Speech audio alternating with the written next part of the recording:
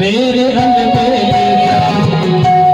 मेरी मर्जी का मैं हूँ गुलाम, मेरे रंग में मुरली का मैं हूँ गुलाम, मेरे रंग में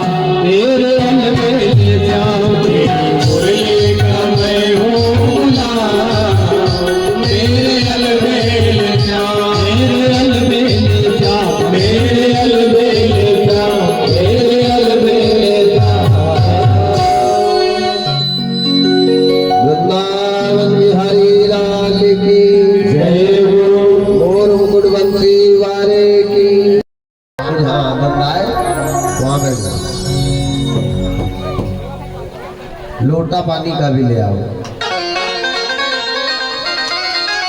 जिनने बच्चे को जन्म दिया वो कारागार में तड़प रहे हैं, और जिनने कुछ भी नहीं किया वो बड़े आनंदित हो रहे हैं, बड़े प्रसन्नचित हो रहे हैं। वो राजा परीक्षित जी ने सुखदेव जी से यही प्रश्न किया कि बाबा परमात्मा वो रो रहे हैं, तड़प रहे हैं, और नंद यशोदा के यहाँ आनंद आ रहा है। सुखदेव जी ने बहुत सुंदर जीवन चरित्र बताया कि राजा परीक्षित, ये नंद यशोदा जो है तो सतयुग के द्रोण और धरा है। इन्हें भगवान की रक्षा करने के लिए, धर्म की रक्षा करने के लिए अपने देह को कटवाया है, और देह को कटवा करके दान दिया है। तब ये द्रोण धरा को वरदान दिया है भगवान ने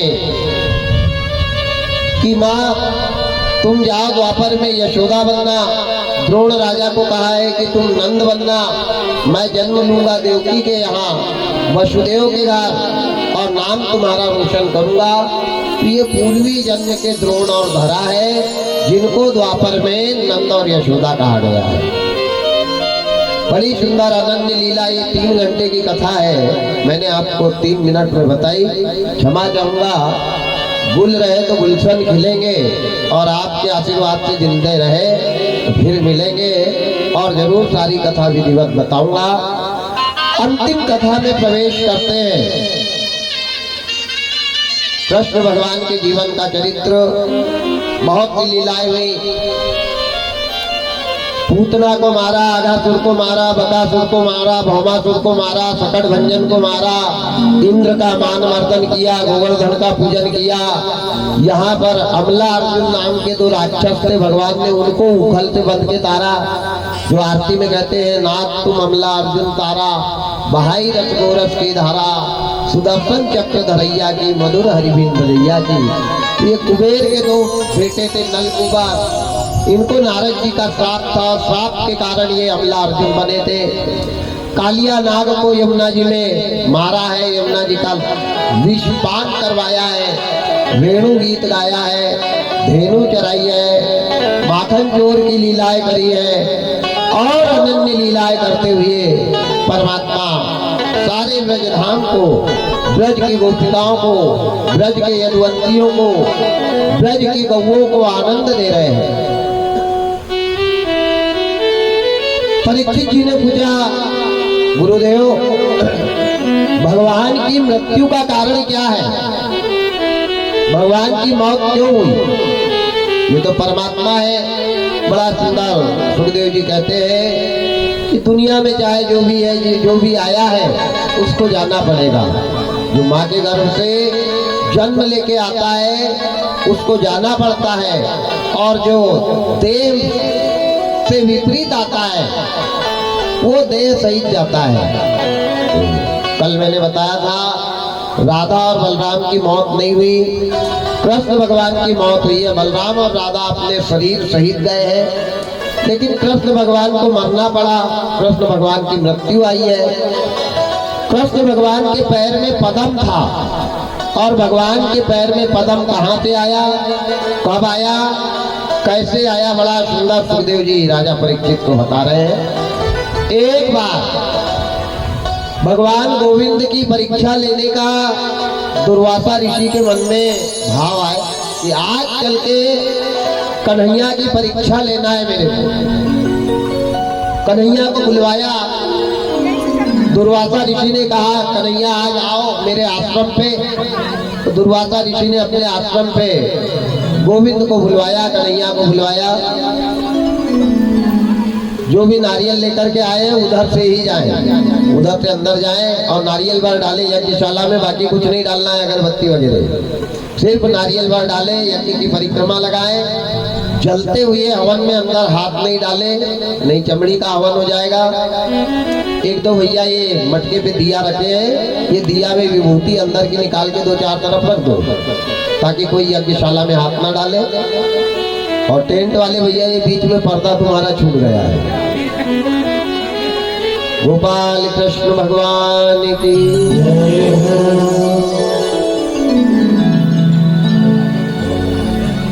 बड़ा सुंदर राजा परीक्षित जी पूछ रहे हैं कि परमात्मा भगवान की मृत्यु का कारण क्या है? हर बुराई के पीछे एक अच्छाई है, और अच्छाई बुराई के अंदर ही मिलती है।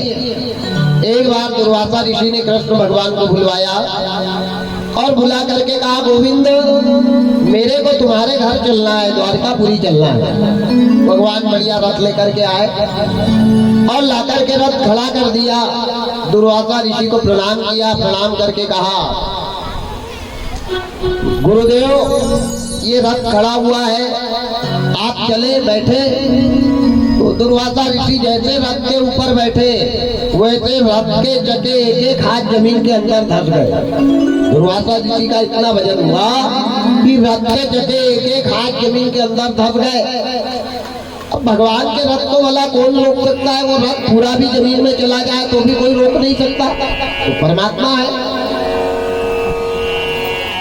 अपने अश्व को लाया कृष्ण भगवान ने, और जैसे अश्व को रथ में लगाया खींचने के लिए, तो दुर्वासा ऋषि ने साफ मना कर दिया। बोले, कन्हैया ये रथ को अश्व नहीं खींचेगा, घोड़ा नहीं खींचेगा। हमने कहा, बाबा रथ को घोड़ा नहीं खींचेगा तो कौन खींचेगा? बोले, तुम्हारी 16,108 रानियां हैं, आज परीक्षा है रानियों की भी। वास्तविक कृष्ण के जीवन में आने के बाद ये धर्म को जानती है कि नहीं? बोले, ये रथ कौन खींचेगा? बोले, तुम्हारी 16,100 भाइयों को बुलवाओ और वो खींचेंगी रथ, और मैं बैठूंगा रथ पे। कृष्ण भगवान घबरा गए। इसने कहा, अच्छी मुसीबत है, सुन लिया तो ठीक, और नहीं सुना तो फिर क्या करूंगा? पर इनने कहा, ठीक है गुरुदेव आप यहीं रहे, मैं द्वारकापुरी जाता हूँ और जितनी भी हो सके आए उनको लेकर आऊंगा। तो भगवान गए द्वारकापुरी में, जाके 16,108 रानी से कहा कि हे देवियों, दुर्वासा ऋषि अपने घर में आना चाहते हैं और और उन्हें संदेश दिया है कि हम तुम्हारे घर चलेंगे। तो बोले बड़ी अच्छी बात है प्राणनाथ, आप चलो, लेकर के आ जाते हैं। इनने कहा नहीं, उनकी एक शर्त है कि रथ पे बैठकर आएंगे और रथ में घोड़ा नहीं लगाना है, वो रथ तुम्हारे लोगों को खींचना है। क्या तुम रथ खींचोगी? इनने कहा बड़ी अच्छी बात। अरे इससे अच्छा और क्या हो सकता है? 16,108 रानियां आई है दुर्वासा ऋषि के रथ को खींचने के लिए। अब कोई पीछे लग गई, कोई ने लकड़ी पकड़ ली, कोई ने वो आड़ा डंडा पकड़ लिया, कोई चक्का को धका रही, और सारी 16,108 रानियां कृष्ण को कह दिया दुर्वासा ऋषि ने, तुमने दूर रहना, बगल में भी मत आना। और भाइयों ने रथ खींचना जो चालू किया, रथ एक एक हाथ जमीन के अंदर घुस गया। भाइयों में ताकत कितनी होती है? लगा रही है अपनी अपनी ताकत, जोर लगा के ऐसा, जोर लगा के ऐसा, वो रथ आगा हुए न पाछा हुए, जगह पे ही फंस गया। दुर्वासा ऋषि ने कन्हैया को आवाज लगाई, बोले कन्हैया ये तेरे जो बैल है ना बहुत कमजोर है, इनको चलाने के लिए कोई व्यवस्था? कृष्ण भगवान ने कहा आज ही मौका है, आज इनकी परीक्षा है। तो भगवान ने एक रस्सी का अच्छा सोटा बनाया और सोटा बना के ले जाकर दुर्वासा ऋषि को दे दिया। बोले गुरुदेव ये इसी के बस में आती है और किसी के बस में आती नहीं है। दुर्वासा ऋषि ने कहा कोई बात नहीं, इतना मारा है, इतना मारा है 16,108 रानियों को कि पूरी पीठ की चमड़ी निकल गई, लाल पीला कर दिया, लेकिन वो जगह से नहीं हली। माताएं रथ खींच ही रही है, चाहे जितनी मार पड़ गई उतनी ताकत लगा रही, पर भला दुर्वासा ऋषि के रथ को कौन खींच सकता है? भगवान ने जैसे देखा 16,108 रानियों के ऊपर वार हो रहा है, भगवान की आत्मा भर के आई और भगवान पीछे से चुपचाप रथ के पीछे आए और गोविंद ने जैसे रथ को हाथ लगाया, भगवान के हाथ लगते ही बराबर रथ द्वारकापुरी में पहुंच गया। जैसे द्वारकापुरी पहुंचा, अब भाइयों को इतना मारा, बैठी है, रो रही है, कोई सो रही है, कोई हल्दी लगा रही है, कोई तेल लगा रही है, इतनी मार पड़ी। लेकिन वारे परमात्मा, इतना मारने के बाद दुर्वासा ऋषि को कृष्ण भगवान ने अपने द्वारिका आश्रम में ले गया और ले जाके गोविंद ने बैठाला। हाथ जोड़ के दुर्वासा ऋषि के सामने कृष्ण भगवान खड़े हैं। इनने कहा प्रभु गोविंद मेरे लायक और कोई सेवा?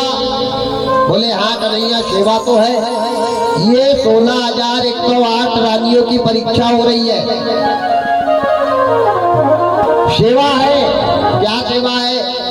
बोले जो माताओं ने ये रथ खींच करके लाया है, मैं उनके हाथ से बनी वाली खीर खाना चाहता हूँ। अब बताओ, आप शाम को अपनी पत्नी को 1-2 चाटा मार दो और सुबह उससे कहो कि जरा एक प्लेट भजिया बना देना, बताओ भजिया बना के देगी? अरे बाकी वाली मिल जाए वही बहुत है, भजिया तो दूर की बात है।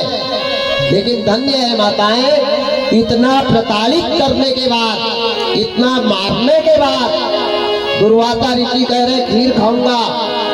अब कृष्ण भगवान की 9 लाख गाय थी, 9 लाख गाय का दोहन करवाया है। अब 9 लाख गाय का दूध कितना निकला होगा आप ही सोच लो। पूरे दूध की खीर बन रही है, 2, 4, 10 कुंटल तो चावल डल गए उसमें, और बहुत बड़े पात्र में खीर बन रही है। और खीर कौन बना रहा है? जिन माताओं को दुर्वासा ऋषि ने मारा था वही माता बिचारी खीर बना रही है। कोई काजू डाल रही है, कोई मनुका डाल रही है, कोई खोपरा के डाल रही है, कोई इलायची पीस रही है, कोई केसर डाल रही है, कोई बादाम डाल रही है, कोई पिस्ता डाल रही है, कोई खीर चला रही है। बड़ी सुंदर खीर बन रही है दुर्वासा ऋषि के लिए। खीर बन करके तैयार हुई, पूरा का पूरा बर्तन। बोले गुरुदेव अब छोटे मोटे बर्तन में लाने से काम चलेगा नहीं, तो खीर का पूरा पात्र रखा हुआ है, आप चल के ग्रहण करो। दुर्वासा ऋषि गए, जाकर के खीर के पात्र के पास खड़े हुए, नाक दबाई, एंटीना पे हाथ रखा और शंकर भगवान का ध्यान किया। अन्नपूर्णा सदा पूर्णे शंकर प्राण वल्लभे ज्ञान वैराग्य सिद्धार्थ भिक्षाम देहि ज पार्वती। जैसे पार्वती जी शंकर भगवान का ध्यान किया तो एक ही श्वास में पूरी खीर खा गई। डकार आई कि नहीं? पूरी खीर 9 लाख गाय के दूध से बनी हुई पूरी खीर दुर्वासा ऋषि ने पी गई। एक ही श्वास में पूरी पी गई। अब पूरा पात्र हो गया खाली। जैसे पूरा पात्र खाली हुआ तो वो पात्र दुर्वासा ऋषि ने कृष्ण भगवान को दे दिया। बोले गोविंद ये पात्र रखो। पूरी जूठन लगी है, मीठी जूठन, दूध है, खीर है, सब लगा हुआ है, मक्खी दौड़ रही है उसपे। कृष्ण भगवान के हाथ पैर कप रहे हैं। कृष्ण भगवान बोले प्रभु गुरुदेव इसको क्या करूं? तो बोले इसकी जूठन जितनी भी है इसको पोंछ पोंछ के अपने शरीर पे उपटन लगा ले। कृष्ण भगवान ने सोचा अच्छी मुसीबत आई, अब पूरे गांव भर की मक्खी पूरी मेरे ऊपर आ जाएंगी। अब जूठन लगा रहा, मीठी जूठन आदमी के शरीर में लगे तो क्या मक्खी नहीं आएगी? लेकिन लगाना है। अगर नहीं लगाते तो दुर्वासा ऋषि इतने क्रोधी है। दुर्वासा ऋषि ने कहा पूरे शरीर पे लगा।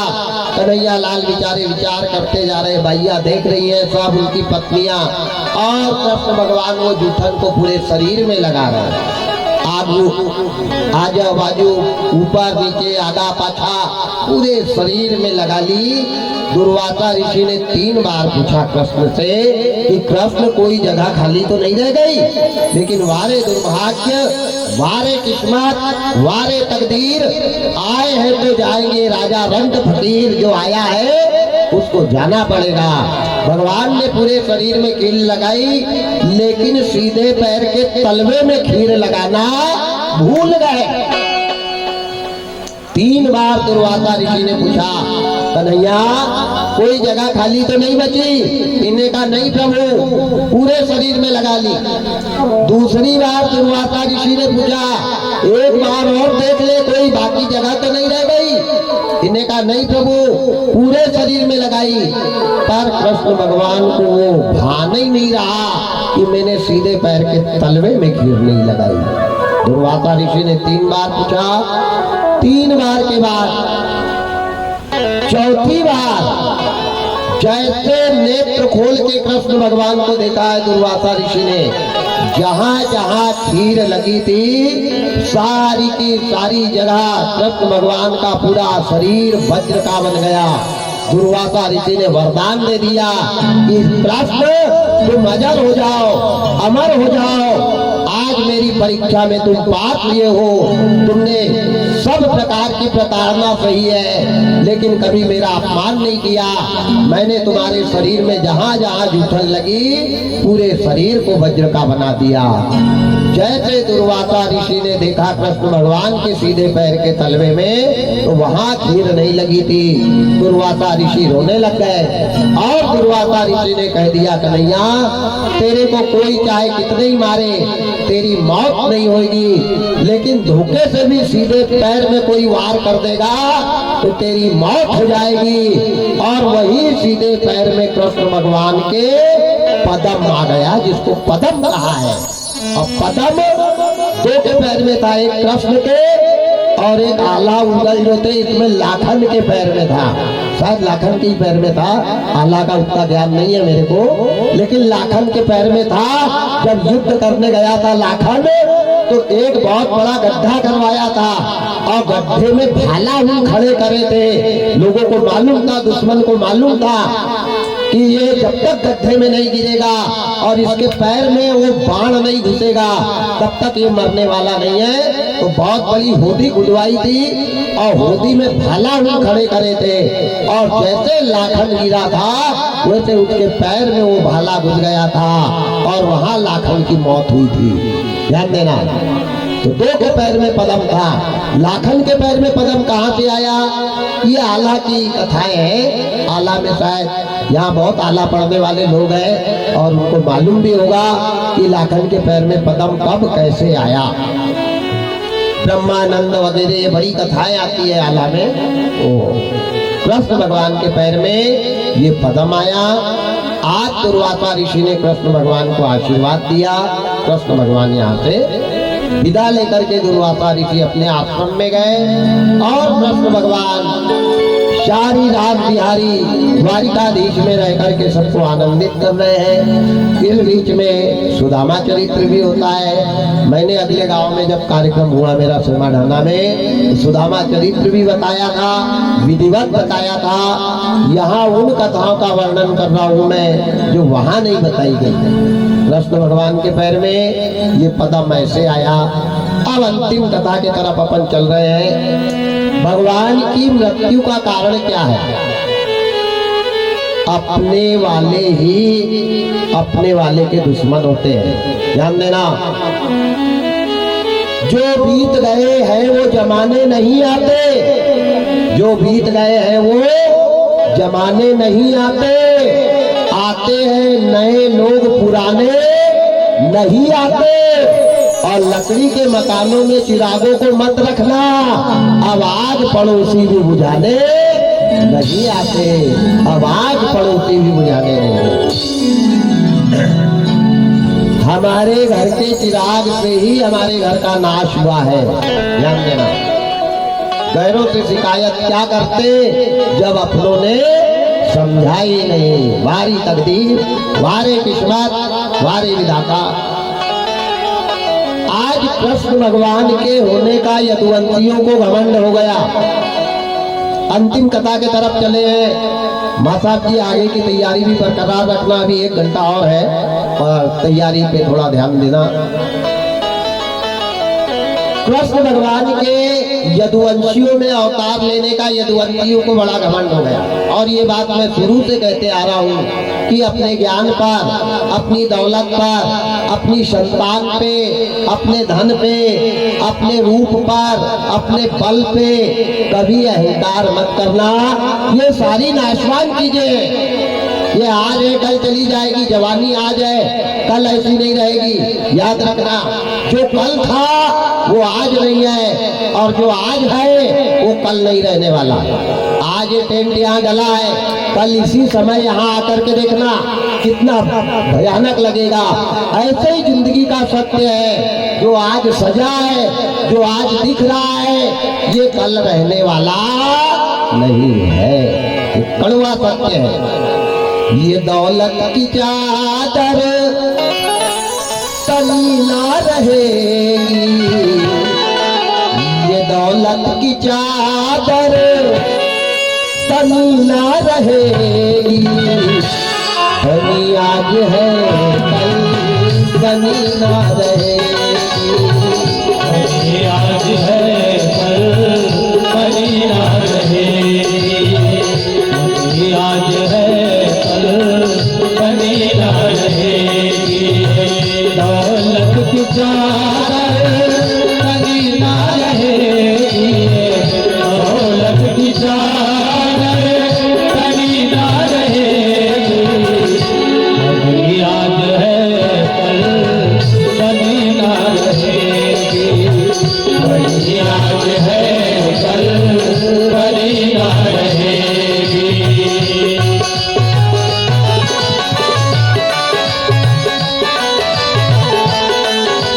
जय हो।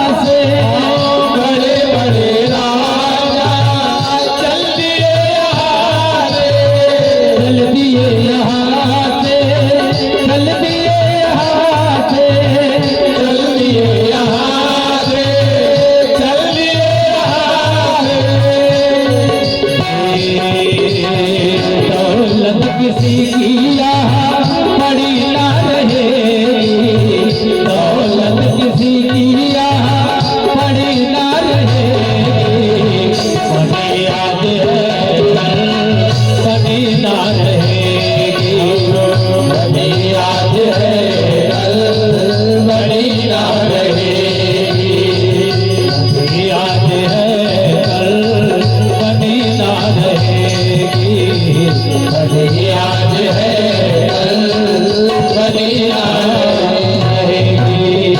ये दौलत की चादर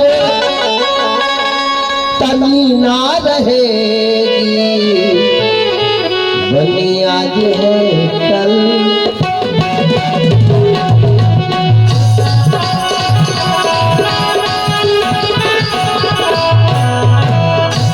जो आज है वो कल नहीं रहेगा, जो कल था वो आज नहीं है। बड़े बड़े राजा चले गए मेरे भाई, जिनका नाम चलता था, जिनका गांव में आगमन हो जाता था तो गांव वाले गांव छोड़ के भर जाते थे, ऐसे ऐसे हुई है। लेकिन वो नहीं रहे प्यारे, केवल उनकी दो मुट्ठी राख रह गई है, बस सब चला गया। अहंकार पाप को मूले, तू माया देख मत भूले। रावण के 1000 बेटा 1.25 लाख नाती थे, जिसके घर में दिया जले ना बाती। 1000 बेटा 1.25 लाख नाती, जिसके घर में दिया जले ना बाती। सारी तकदीर धृतराष्ट्र के मैंने कथा में बताया 100 थे, लेकिन जिस दिन धृतराष्ट्र मरे तो कंधा देने वाला एक भी नहीं था। दशरथ के 4 थे, लेकिन जब दशरथ तड़प रहे थे तो मुंह में पानी डालने वाला एक भी नहीं था। समय हो तो बलवान, वही अर्जुन वही बाण।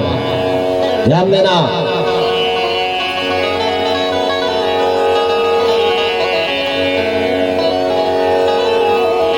तो बड़ा सुंदर राजा परीक्षित जी के द्वारा पूछा गया प्रश्न का उत्तर सुखदेव जी दे रहे हैं।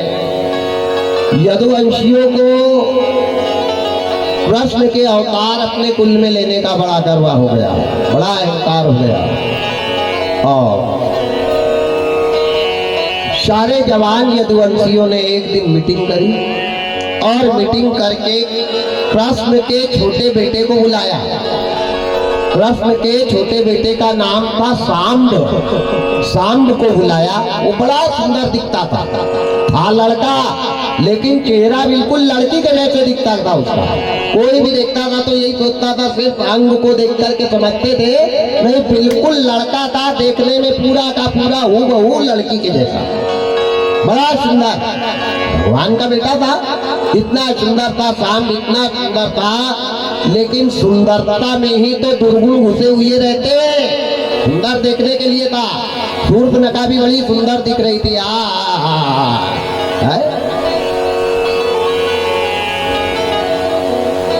एक दिन यादव के लड़कों ने शाम को बुलाया, बोले भैया एक काम है, तू बहुत सुंदर दिखता है और बिल्कुल लड़की के जैसे दिखता है। बोले हाँ बात तो है। तो बोले एक काम करते हैं, अपन ने सुना है ये संत महात्मा ऋषि मनीषी उन जो रहते हैं, ये आदमी को देख करके उसका भूत भविष्य बता देते हैं, क्या ये सही बात है? बोले हाँ हाँ, संत महात्मा लोग नेत्र बंद कर करके बता देते हैं, नेत्र बंद करते हैं और बता देते हैं कि क्या होने वाला है, क्या होगा, क्या हुआ है, सारा भविष्य भूत और वर्तमान तीनों संत लोग बता देते हैं। इनमें का अपन एक काम करते हैं, आज संतों की परीक्षा लेते हैं। और संत में भी कौन से संत? सप्त ऋषि की परीक्षा लेते हैं। इनने कहा अच्छी बात है, चलो कैसे परीक्षा ले? इनने कहा बात एक है, तेरे को साड़ी पहनना पड़ेगा, तू लड़की के जैसा दिखता है, तेरा चेहरा लड़की के जैसे दिखता, तेरे नाक कान लड़की के जैसे दिखते हैं, तो तेरे को साड़ी पहनना पड़ेगा। बोले साड़ी पहन के क्या करेंगे? बोले तू देखते जा अपन क्या करते हैं, पहले ये बता साड़ी पहनेगा कि नहीं? इन्होंने कहा हाँ साड़ी पहन लेंगे, कोई बड़ी भारी बात नहीं है। बड़ी सुंदर साड़ी उस सांब नाम के लड़के को पहनाई, साड़ी पहनाई, कान में कुंडल पहनाए, नाक में नथनी पहनाई, गले में हार पहनाया, पैरों में पायल पहनाई, अंगुलियों में बिछिया पहना दी, हाथों में चूड़ी पहना दी। मतलब कहीं से कोई भी एंगल से वो लड़का ना दिखे, लड़की के जैसा।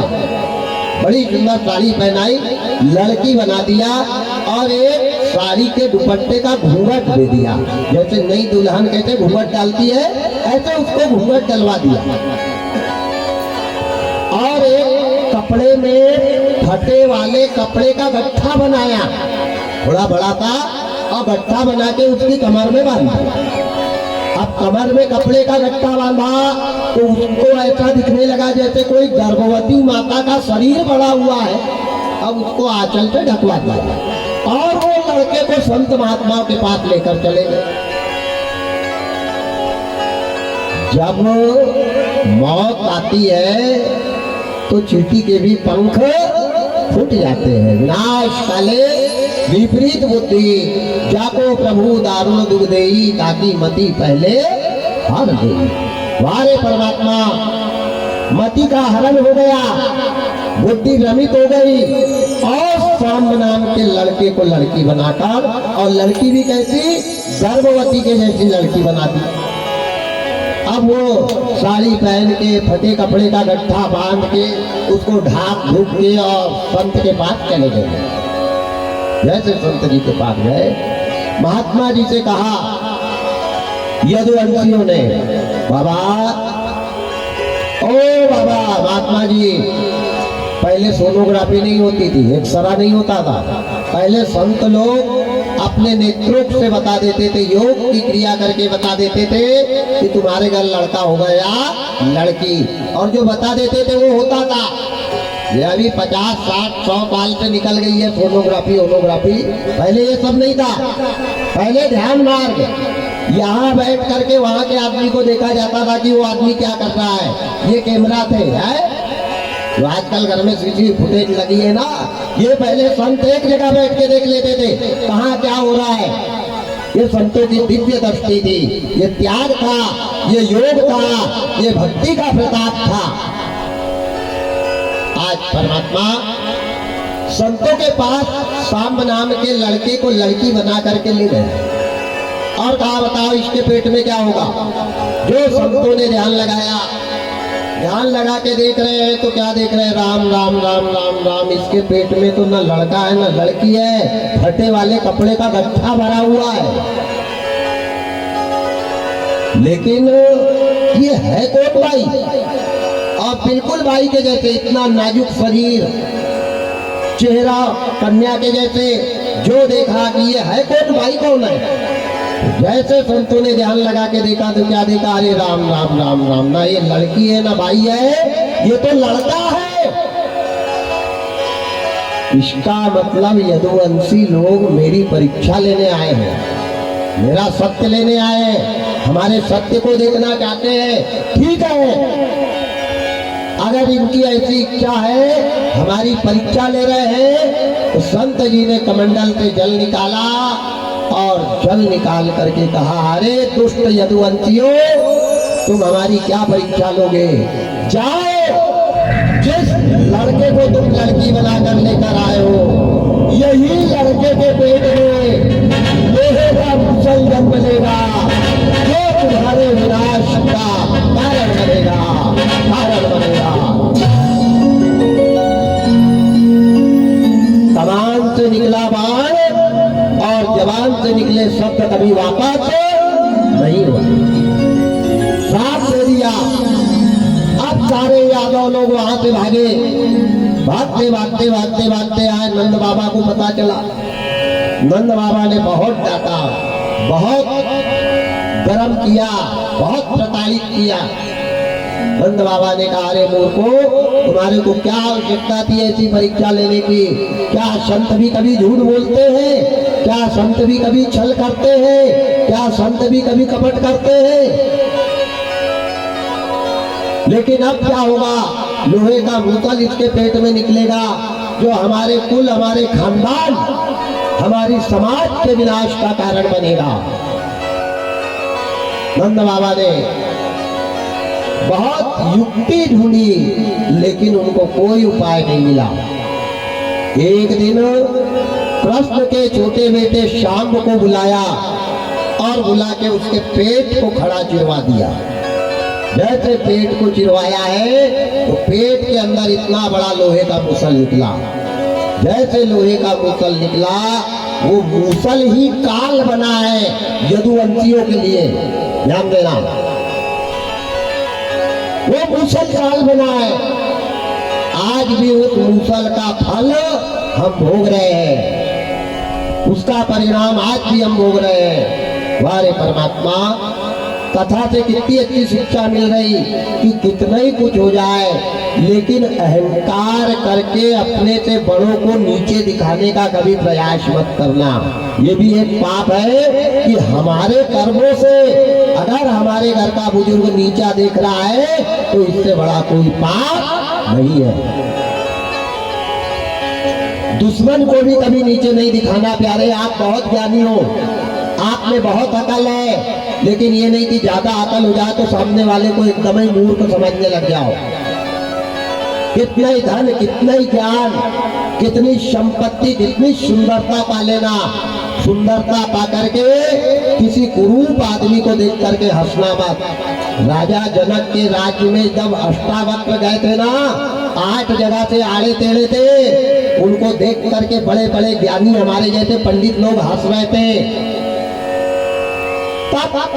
जनक जी के गुरु थे कौन? अष्टावक्र। उन्हें उन पंडितों को ऐसा नीचा दिखाया कि तुम्हारे से बड़ा कोई मूर्ख नहीं है, तुम काहे के ज्ञानी हो, काहे के वेद पाठ पढ़ते हो, मेरे शरीर को देख करके तुम हंस रहे हो, तुमसे अच्छा मूर्ख है। चोर हो तुम, किसी की शक्ल की चोरी करके हंस रहे हो, चोर कहा है ब्राह्मणों को। ध्यान देना, हम कितने ही सुंदर हो, लेकिन कोई कुरूप आदमी दिख जाए, कोई गरीब दिख जाए, कोई लाचार दिख जाए, कोई फटे कपड़े वाला दिख जाए, तो उसको देख के कभी उसकी हंसी मत उड़ाना मेरे भाई। अगर उसको दे नहीं सकते तो तुम्हारे को उसको देखकर हंसने का अधिकार। अरे भगवान किसको क्या दे देता है, किसी को सुंदर रूप दिया है, किसी को भगवान ने बेरूप कर दिया है। हमारे परमात्मा, लेकिन है तो भगवान के ही, है तो परमात्मा के ही। आज नंद बाबा ने श्याम नाम के यादव के पेट को चिरवाया और चिरवा करके इतना बड़ा लोहे का मूसल उनके पेट में से निकाला। जैसे पेट में से लोहे का मूसल निकाला, नंद बाबा ने सोचा भगवान ये तो सही में काल बन गया, अब इसको क्या करूं। नंद बाबा ने उस लोहे के मूसल को बारीक करवाया, इतना बारीक करवाया, पूरा रेता के जैसे।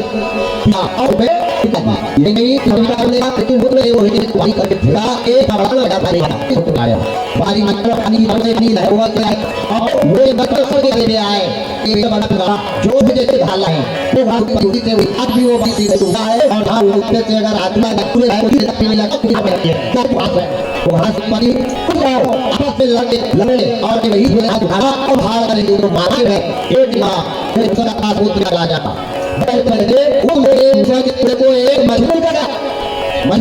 पेट में मारी के राजा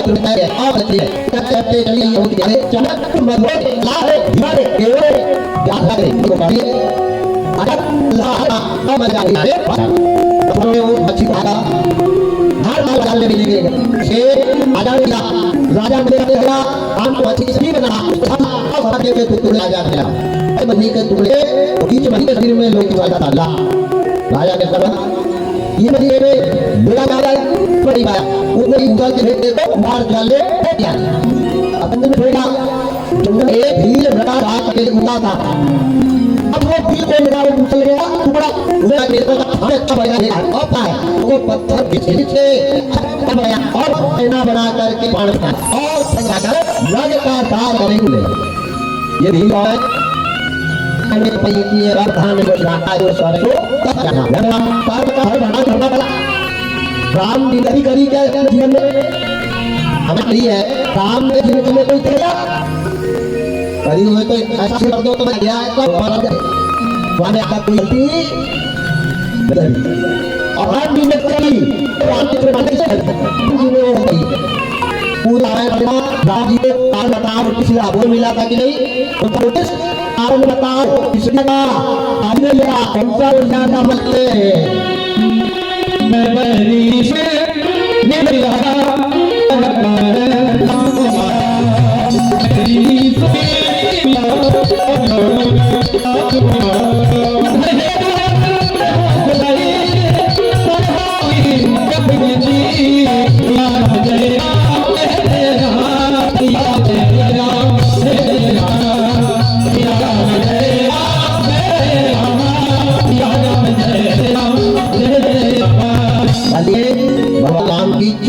पता एड़ी पर दिया हमारी साधारणता बाजी हुआ परंत अपने बगल में रखा था याद रखना वो तो लंबे तक जो होगा लौट ही नहीं आया कोई खराब होता कभी सूर्य के नहीं आना इंद्र का पाले और सूर्य है घर में है इंद्र की आपकी विजय से राजी हुआ है अगर मतलब इसका कोई चाली हुआ है कि ज्यादा नहीं है क्या राम जी से मिले रावण जाकर लंका उठा ले राम के पास पर जी कैसे बता हम हर मरमादी ने मनु देना दया जान हमने आम जी का और हां कि मेरे बाप ने कहा मेरा बेटी बनी अपना आपसे काटेगा बोली आप चुगली करिए बोले नहीं आपके साथ लगाया मैंने नहीं ये मारा अरे भाई भाई कोई जाती और रहा तो समय का बंदा आएगा छोटी हो छे एक है बोला अगर मारना था हाथ की भाभी के सामने आ बता दूं हो बात है अरे वो राम ये बकरे को क्यों तो कोई गलत हो मैंने क्या कर दिया बलि में कोई गलती नहीं राम कितने अपने आप को सफिदान रखेगा अपने आप अकेली राम ने कहा बलि का हत्या क्यों मरा तो राम ने मुझे मानस में कहा है कि अरुण भगनी नानी ये आई इन दृष्ट दे जो इनकी बाप ना की पत्नी अभी बहन खुद आई अपने लड़के की उनको कोई लगे देखा है उनको मारने में पाप नहीं लगता बड़े आओ अमान रुको ये बाबा ससन हमारे ऊपर लागू नहीं होता ये कोई अनुताप छोड़ना है ये हमारे पे लागू नहीं सब लागू होता है हर दिन अपना की जिंदगी में भाभी निभाने नहीं बहन कौन होती ये जब लग जाते कि सामने बने नाम और बड़ी मुझे जुड़ गई देखना ये बात है और देखो है इनमें राशि तब हाथ है और है माने की भाई मैंने तेरे आप वक्त तक दिया तकला तो तेरे मां तेरी मां तेरे बस बताओ जैसे करके कई भाण में मैंने दिया अरे पर मैं पसंद कहूंगा अली ये करके आना एक भाण में तेरे प्राण दिए वैसे एक ही भाण में तू मेरे माने मेरा सही तो तू दिवाई है भगवान दिला दिला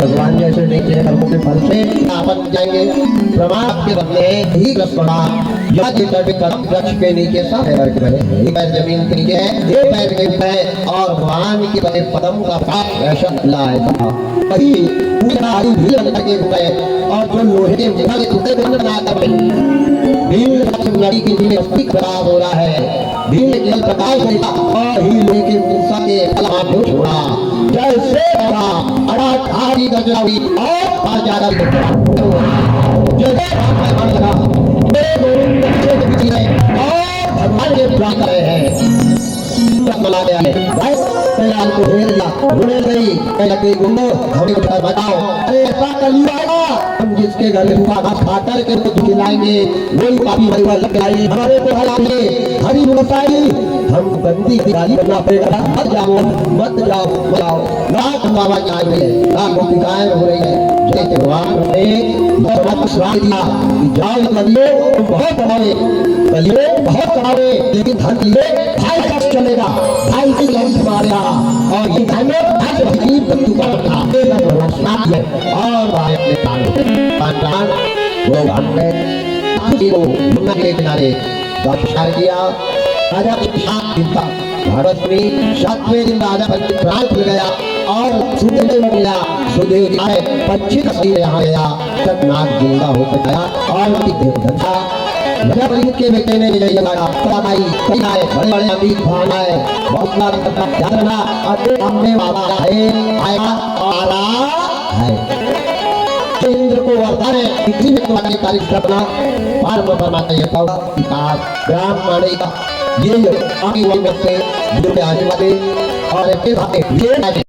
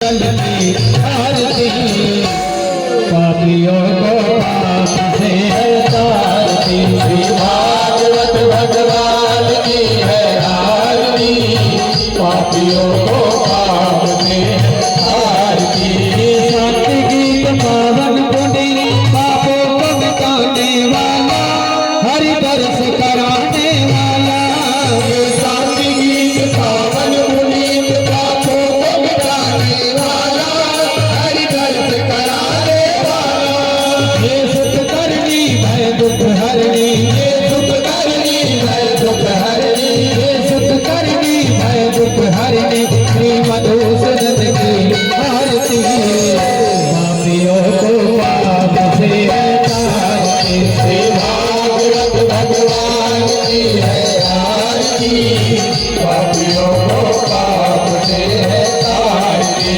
मधुर बोल भगवान बोल सतमार्ग बताने वाला बिगड़ी को बनाने वाला मधुर बोल भगवंत बोल सतमार्ग बनाने वाला हर दर्द कराने वाला श्री राम यही घनश्याम यही श्री राम यही घनश्याम यही श्री राम यही घनश्याम यही प्रभु के महिमा की आरती पापियों को पाप से है तारती भागवत भगवान की है आरती पापियों को पाप से है तारती सदगुरु गौरव करुणा बताए संसार सारा मुझे तारो सदा वसंत मंगल भवा भवानी एकदम तमाम दार वाला विचार पार कपाल वाला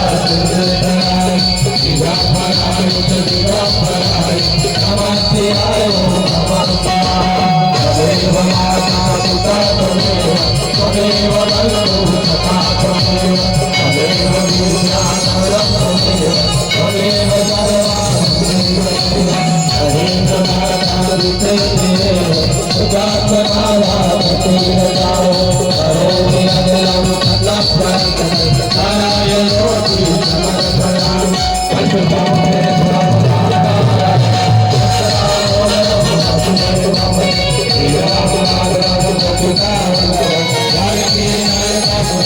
हरे राम राम राम हरे कृष्ण हरे